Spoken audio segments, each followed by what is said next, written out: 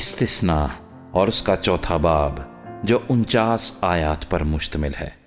اور اب اے اسرائیلیو، جو آئین اور احکام میں تم کو سکھاتا ہوں، تم ان پر عمل کرنے کے لیے ان کو سن لو، تاکہ تم زندہ رہو اور اس ملک میں جسے خداوند تمہارے باپ دادا کا خدا تم کو دیتا ہے داخل ہو کر اس پر قبضہ کر لو۔ جس بات کا میں تم کو حکم دیتا ہوں اس میں نہ تو کچھ بڑھانا اور نہ کچھ گھٹانا، تاکہ تم خداوند اپنے خدا کے احکام کو جو میں تم کو بتاتا ہوں مان سکو۔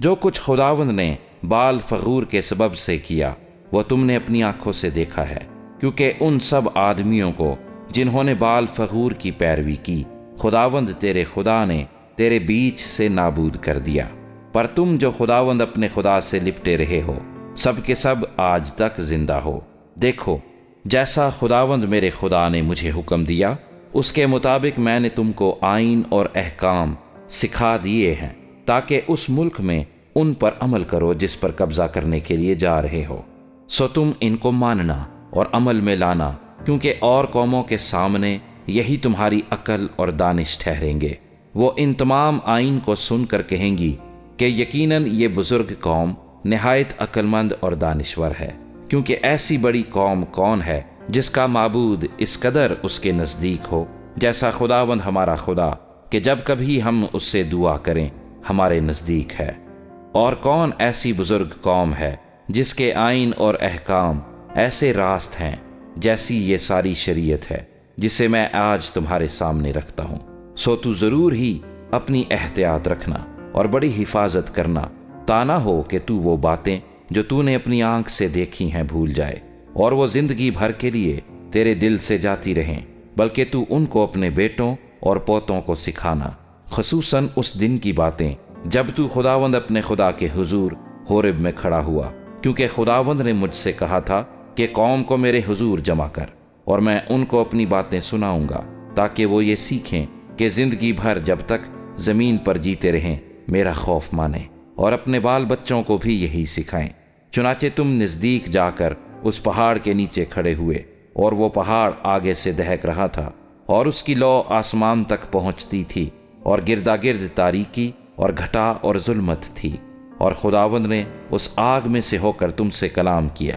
تم نے باتیں تو سنی لیکن کوئی صورت نہ دیکھی، فقط آواز ہی آواز سنی، اور اس نے تم کو اپنے عہد کے 10 احکام بتا کر ان کے ماننے کا حکم دیا، اور ان کو پتھر کی 2 لوحوں پر لکھ بھی دیا۔ اس وقت خداوند نے مجھے حکم دیا کہ تم کو یہ آئین اور احکام سکھاؤں، تاکہ تم اس ملک میں جس پر قبضہ کرنے کے لیے جا رہے ہو ان پر عمل کرو۔ سو تم اپنی خوب ہی احتیاط رکھنا، کیونکہ تم نے اس دن جب خداوند نے آگ میں سے ہو کر حورب میں سے تم سے کلام کیا کسی طرح کی کوئی صورت نہیں دیکھی، تا نہ ہو کہ تم بگڑ کر کسی شکل یا صورت کی کھودی ہوئی مورت اپنے لیے بنا لو جس کی شبیہ کسی مرد یا عورت یا زمین کے کسی حیوان یا ہوا میں اڑنے والے پرندے یا زمین کے رینگنے والے جاندار یا مچھلی سے جو زمین کے نیچے پانی میں رہتی ہے ملتی ہو، یا جب تو آسمان کی طرف نظر کرے اور تمام اجرام فلک یعنی سورج اور چاند اور تاروں کو دیکھے تو گمراہ ہو کر انہی کو سجدہ اور ان کی عبادت کرنے لگے جن کو خداوند تیرے خدا نے روئے زمین کی سب قوموں کے لیے رکھا ہے۔ لیکن خداوند نے تم کو چنا اور تم کو گویا لوہے کی بھٹی یعنی مصر سے نکال لے آیا ہے، تاکہ تم اس کی میراث کے لوگ ٹھہرو جیسا آج ظاہر ہے۔ اور تمہارے ہی سبب سے خداوند نے مجھ سے ناراض ہو کر قسم کھائی کہ میں یردن پار نہ جاؤں اور نہ اس اچھے ملک میں پہنچنے پاؤں جسے خداوند تیرا خدا میراث کے طور پر تجھ کو دیتا ہے، بلکہ مجھے اسی ملک میں مرنا ہے۔ میں یردن پار نہیں جا سکتا، لیکن تم پار جا کر اس اچھے ملک پر قبضہ کرو گے۔ سو تم احتیاط رکھو، تا نہ ہو کہ تم خداوند اپنے خدا کے اس عہد کو جو اس نے تم سے باندھا ہے بھول جاؤ، اور اپنے لیے کسی چیز کی شبیہ کی کھودی ہوئی مورت بنا لو جس سے خداوند تیرے خدا نے تجھ کو منع کیا ہے، کیونکہ خداوند تیرا خدا بھسم کرنے والی آگ ہے، وہ غیور خدا ہے۔ اور جب تجھ سے بیٹے اور پوتے پیدا ہوں اور تم کو اس ملک میں رہتے ہوئے ایک مدت ہو جائے اور تم بگڑ کر کسی چیز کی شبیہ کی کھودی ہوئی مورت بنا لو، اور خداوند اپنے خدا کے حضور شرارت کر کے اسے غصہ دلاؤ تو میں آج کے دن تمہارے برخلاف آسمان اور زمین کو گواہ بناتا ہوں کہ تم اس ملک سے جس پر قبضہ کرنے کو یردن پار جانے پر ہو جلد بالکل فنا ہو جاؤ گے۔ تم وہاں بہت دن رہنے نہ پاؤ گے بلکہ بالکل نابود کر دیے جاؤ گے، اور خداوند تم کو قوموں میں تتر بتر کرے گا، اور جن قوموں کے درمیان خداوند تم کو پہنچائے گا ان میں تم تھوڑے سے رہ جاؤ گے، اور وہاں تم آدمیوں کے ہاتھ کے بنے ہوئے لکڑی اور پتھر کے دیوتاؤں کی عبادت کرو گے، جو نہ دیکھتے نہ سنتے نہ کھاتے نہ سونگھتے ہیں۔ لیکن وہاں بھی اگر تم خداوند اپنے خدا کے طالب ہو تو وہ تجھ کو مل جائے گا، بشرطے کہ تو اپنے پورے دل سے اور اپنی ساری جان سے اسے ڈھونڈے۔ جب تو مصیبت میں پڑے گا اور یہ سب باتیں تجھ پر گزریں گی تو آخری دنوں میں تو خداوند اپنے خدا کی طرف پھرے گا اور اس کی مانے گا، کیونکہ خداوند تیرا خدا رحیم خدا ہے، وہ تجھ کو نہ تو چھوڑے گا اور نہ ہلاک کرے گا، اور نہ اس عہد کو بھولے گا جس کی قسم اس نے تیرے باپ دادا سے کھائی۔ اور جب سے خدا نے انسان کو زمین پر پیدا کیا تب سے شروع کر کے تو ان گزرے ایام کا حال جو تجھ سے پہلے ہو چکے پوچھ، اور آسمان کے ایک سرے سے دوسرے سرے تک دریافت کر کہ اتنی بڑی واردات کی طرح کبھی کوئی بات ہوئی یا سننے میں بھی آئی؟ کیا کبھی کوئی قوم خدا کی آواز جیسے تو نے سنی آگ میں سے آتی ہوئی سن کر زندہ بچی ہے؟ یا کبھی خدا نے ایک قوم کو کسی دوسری قوم کے بیچ سے نکالنے کا ارادہ کر کے امتحانوں اور نشانوں اور معجزوں اور جنگ اور زوراور ہاتھ اور بلند بازو اور ہولناک ماجروں کے وسیلے سے ان کو اپنی خاطر برگزیدہ کرنے کے لیے وہ کام کیے جو خداوند تمہارے خدا نے تمہاری آنکھوں کے سامنے مصر میں تمہارے لیے کیے؟ یہ سب کچھ تجھ کو دکھایا گیا